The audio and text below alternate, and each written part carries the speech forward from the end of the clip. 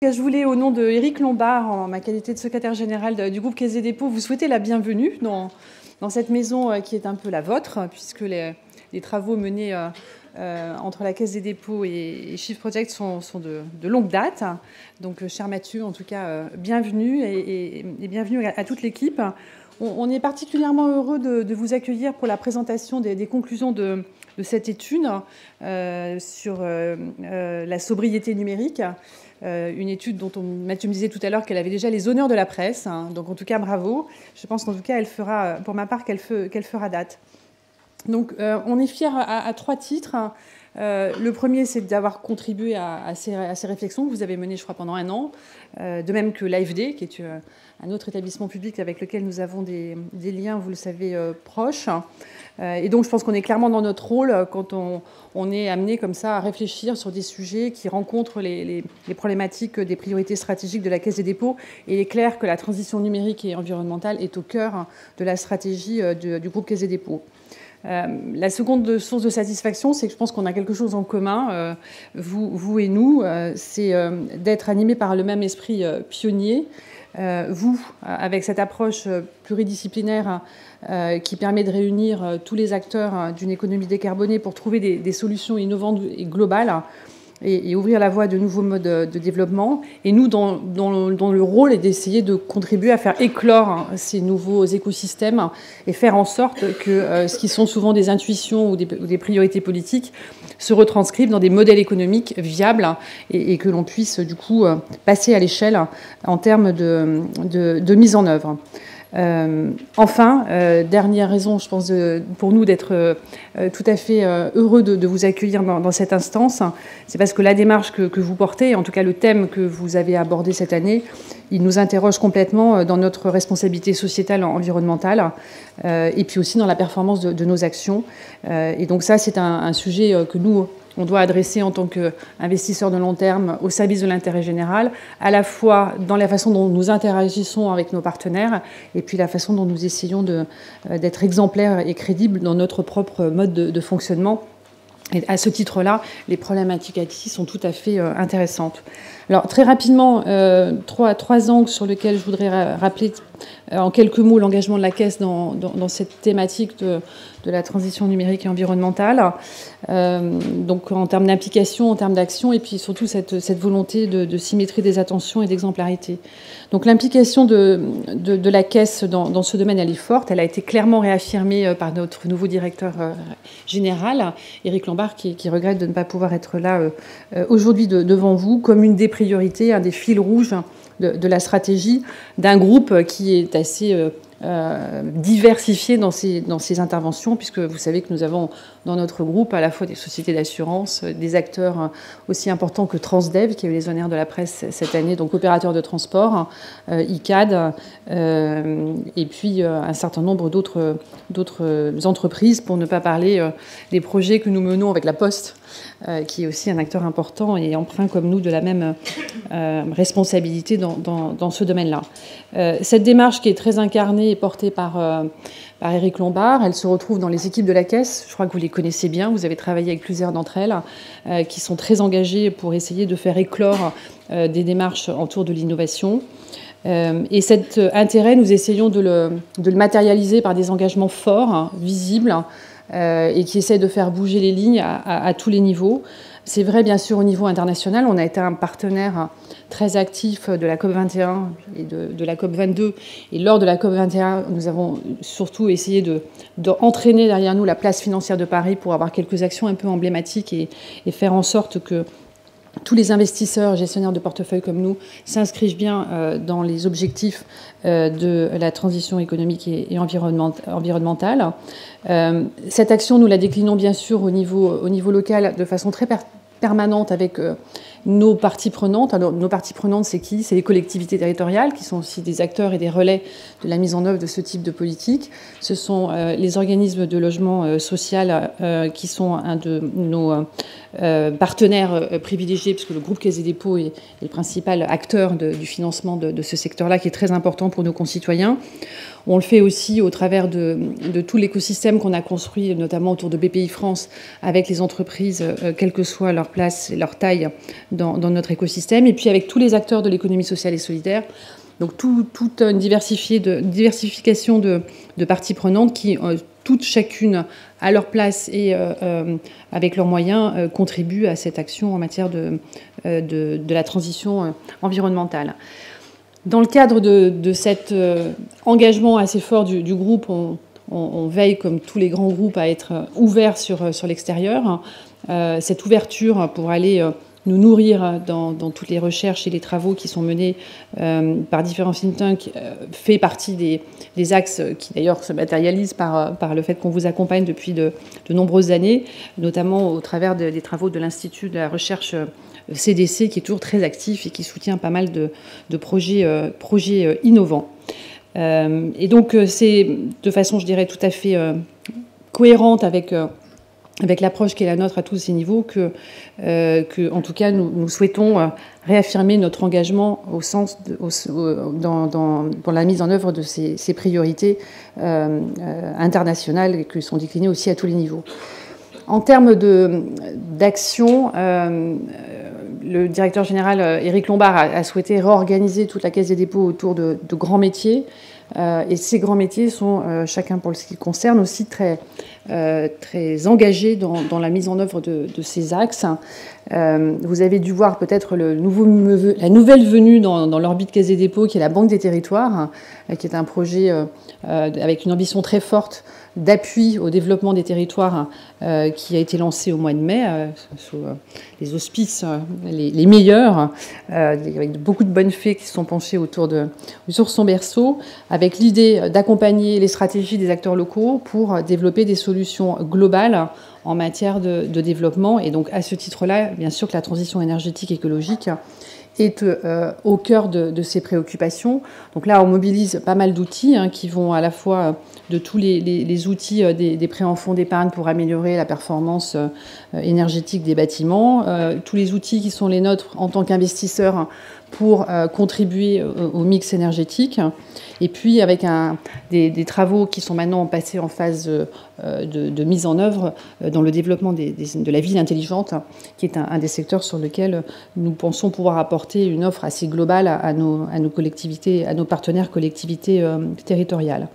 Donc, au travers de toutes ces priorités qui sont celles de la Banque des territoires, le numérique est un sujet qui a une place particulière. Vous savez peut-être qu'on est le porteur depuis maintenant 7 ans du projet du plan national très haut débit. Donc on est un acteur très présent dans les problématiques de développement des infrastructures numériques. On a beaucoup accompagné l'État dans le développement des nouveaux usages. Et donc à ce titre-là, on voit bien que, en tout cas depuis que l'État s'est engagé en termes de politique publique en matière de transition numérique, la prise en compte de la problématique environnementale, en tout cas, nécessite certainement l'apport de travaux aussi éclairants que les vôtres, parce qu'aujourd'hui, tel que nous le voyons en tant qu'opérateur de tous ces programmes, ce n'est pas encore le cas. Deuxième métier sur lequel nous avons aussi des ambitions assez fortes, c'est la gestion d'actifs. La Caisse des dépôts, c'est à peu près le 4e gestionnaire d'actifs en France, 150 milliards d'euros sous gestion. Donc c'est dans le cadre de cette activité qu'on a déjà engagé des actions assez visibles sur la place de Paris, dans ce qu'on appelle la politique de verdissement de nos actifs financiers, avec l'idée donc d'entraîner les autres et de donner des signaux suffisamment forts pour que tous les autres acteurs investisseurs de la place nous suivent. Nous avons à ce titre déjà annoncé notre intention de nous désengager d'un certain nombre de secteurs qui ne sont pas cohérents avec les ambitions de notre pays en matière de développement durable. Mais nous avons aussi lancé avec succès des nouveaux produits d'émission d'obligations vertes, à peu près 500 millions d'euros l'an dernier, avec un nouveau fonds qui a pour objectif d'intervenir dans des secteurs très strictement limités, qui sont l'immobilier, les énergies renouvelables et la dépollution des sites. Donc ça, c'est la nouvelle ingénierie que nous sommes en train de déployer.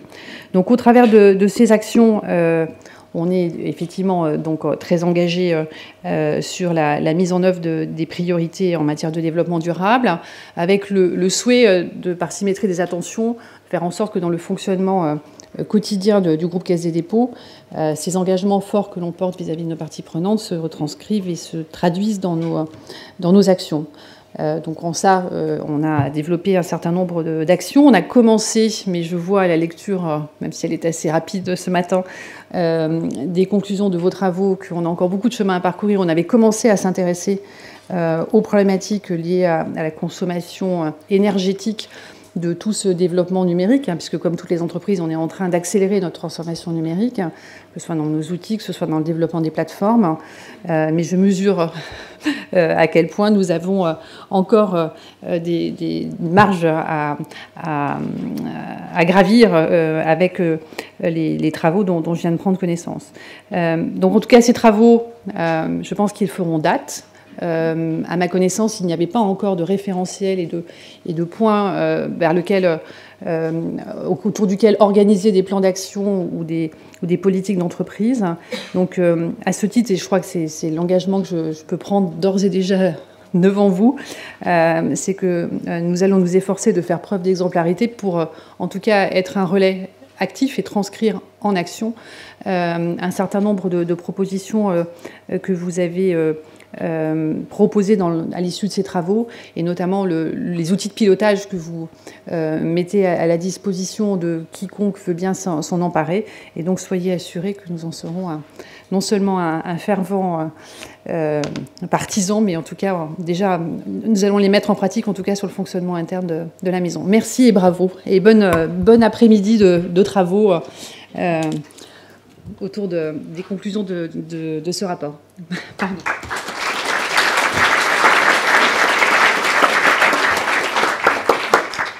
Écoutez, merci infiniment, Madame Alenab. Vous avez dit beaucoup de choses qui nous touchent. Je peux témoigner en tant que directeur du Shift que, effectivement, la Caisse a une implication constante et approfondie sur ces problématiques émergentes. Aujourd'hui, on en explore une qui est particulièrement, je pense, nouvelle. Pour ça, je vais laisser rapidement la parole à Hugues Ferbeuf, qui est notre chef de projet. Mais je vais quand même prendre le temps de vous dire quelques mots sur le Shift, si tu veux bien, Hugues, passer, parce que je crois que la productivité du numérique peut laisser à désirer, puisque là, ma télécommande, j'ai l'impression qu'elle ne marche pas, mais c'est pas grave. À moins que je sois suffisamment stupide pour ne pas savoir m'en servir. Si, non, elle est sur on. Voilà, donc en quelques mots, le Shift, donc c'est une association d'intérêt général qui a été créée en 2010 à l'initiative de Jean-Marc Jancovici, qui va nous rejoindre un peu plus tard, qui est le président du Shift aujourd'hui. L'équipe du Shift, je ne vais pas vous la présenter, il y a pas mal de visages que vous pouvez reconnaître qui vous sont familiers. Hugues Ferbeuf, qui a mené ce projet, va vous raconter notre démarche. Je tiens à rapidement saluer la présence de Zeynep Karaman, qui est notre directrice des projets et qui a suivi, qui a piloté le développement de ce projet et qui rompt son congé maternité aujourd'hui pour se joindre à nous. Donc voilà. Je suis très content qu'elle soit là avec nous.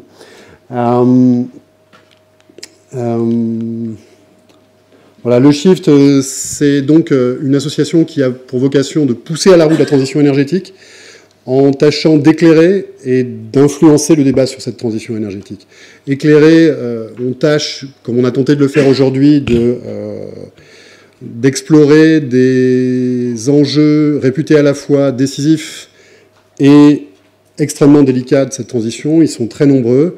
Et puis l'influencer, eh bien, quand nos groupes de travail, quand nos études, et Dieu merci, ça a toujours été le cas jusqu'à présent, parviennent à des conclusions qui nous semblent valables et solides et novatrices, on tâche de les faire valoir auprès des décideurs économiques et politiques. Voilà, c'est ça la vocation du Shift, c'est d'aider à accomplir les engagements qui sont maintenant ceux de la France et de l'Europe en termes de sortie des énergies fossiles au cours de cette génération, ce qui est, de notre point de vue, sans doute le défi technique le plus vaste adressé à la société industrielle. Le Shift a donné lieu à beaucoup de développements. Là, vous en avez les principaux exemples. Je ne les détaille pas, mais voilà, on s'intéresse successivement au sujet des transports, du bâtiment, de la production énergétique. on tâche de balayer toutes les questions qui nous paraissent décisives et délicates de cette transition. Merci. Et puis on a la chance de pouvoir s'associer aujourd'hui à beaucoup d'acteurs internationaux qui tentent de créer des synergies autour de ce devoir moral et de cette opportunité économique historique que constitue la transition énergétique. Donc typiquement, là, je peux rapidement signaler que parmi les partenariats qu'on a pu tisser ces dernières années, on travaille avec l'Association française des grandes entreprises, avec laquelle on se lance aujourd'hui dans un deuxième rapport avec eux sur la prise en compte du risque carbone et la manière dont on peut arriver à scénariser de façon plus ou moins pertinente les politiques de transition énergétique.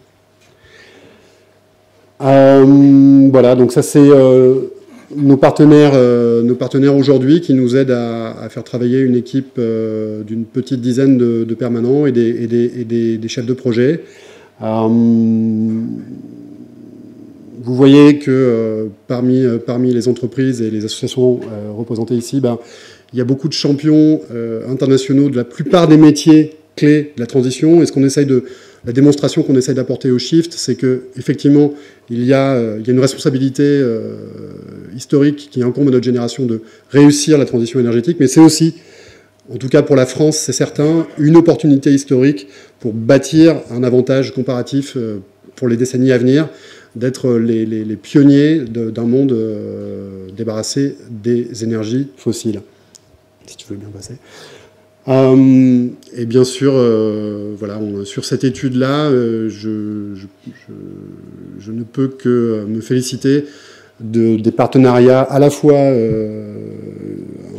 une aide financière pour financer ces travaux, et aussi un apport d'expertise fondamental que nous ont apporté l'AFD et la Caisse, sans lesquels ce travail n'aurait pas pu être mené. Pourquoi est-ce qu'on a fait ce travail? Je disais qu'au Shift, on tâche de s'intéresser à des sujets qui sont à la fois décisifs et réputés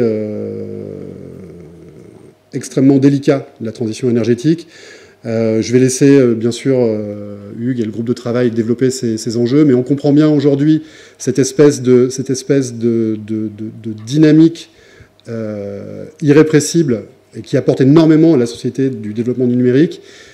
On s'aperçoit qu'aujourd'hui, on commence simplement à s'apercevoir du revers de la médaille en termes d'impact énergétique et environnementaux, évidemment, et puis de se poser des questions aussi de pertinence des modalités d'investissement, y compris, et c'est ce qu'on a voulu souligner aussi dans le rapport, en termes d'efficacité et de productivité.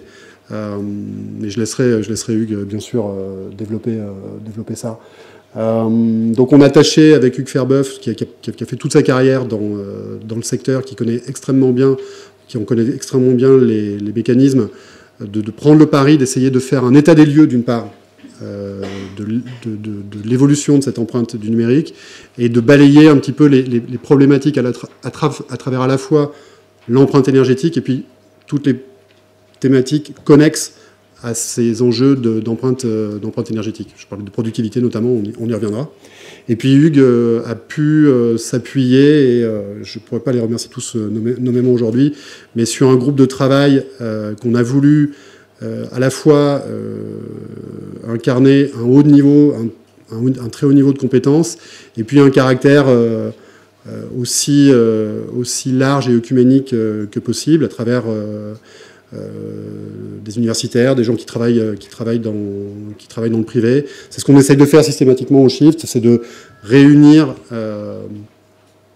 d'abord des compétences à travers tous les métiers représentés et concernés par les problématiques qu'on tâche d'adresser, pour, à travers ça, et je crois qu'on est en train d'y arriver sur ce sujet aujourd'hui, emporter une espèce de consensus sur des constats aussi documentés et rationnels que possible.